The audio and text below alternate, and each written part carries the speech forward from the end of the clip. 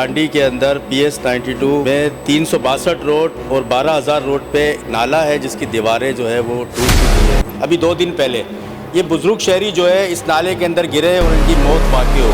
362 road है, ये दीवारें नहीं है और ये आबादियों के अंदर से ये नाले निकल रहे हैं। लांडी कुरंगी के नाले मौत का जाल बन गए। रुकन वाजिद हुसैन का सिंध असम्बली में सख्त सवाल। कराची के इलाके लांडी और कुरंगी के नाले अब सिर्फ गंदगी नहीं खुला खतरा बन चुके हैं। सिंध असम्बली में आज ये मामला पूरी शिद्दत से गूंज उठा। मेंबर सूबाई असम्बली वाजिद हुसैन खान ने ऐवान में खड़े होकर पे दर पे सवालात किए। क्या हम किसी और लाश का इंतजार कर रहे हैं? वाजिद हुसैन का कहना था लांडी 36B 362 रोड और 12,000 रोड के नालों पर न दीवारें हैं न सफाई का कोई निजाम। ये नाले आबादियों के बीचों बीच बह रहे हैं और हर लम्हा किसी बड़े हादसे का खदशा मौजूद है। इन्होंने ऐवान को याद दिलाया कि हाल ही में जमान टाउन में एक बुजुर्ग शहरी नाले में गिरकर जान की बाजी हार गए, मगर अफसोस न किसी जिम्मेदार का तयन हुआ न मुतासरा खानदान की दाद रसी। मजीद क्या कहा आइए जानते हैं इस वीडियो में। बुजुर्ग शहरी तो दुनिया से चले गए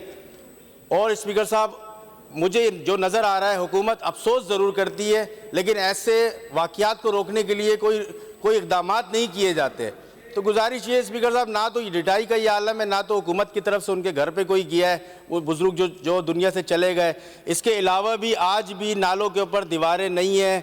मैं चाहता हूं मुझे इसके ऊपर जवाब भी मिले और इसके ऊपर काम भी वहां पे किया जाए। फिर कोई बड़ा वाक़या हो जाएगा स्पीकर साहब तो उसके लिए फिर अफसोस ही बाकी रहता है। चैनल को सब्सक्राइब करें, फॉलो करें, वीडियो को लाइक और शेयर करें। शुक्रिया।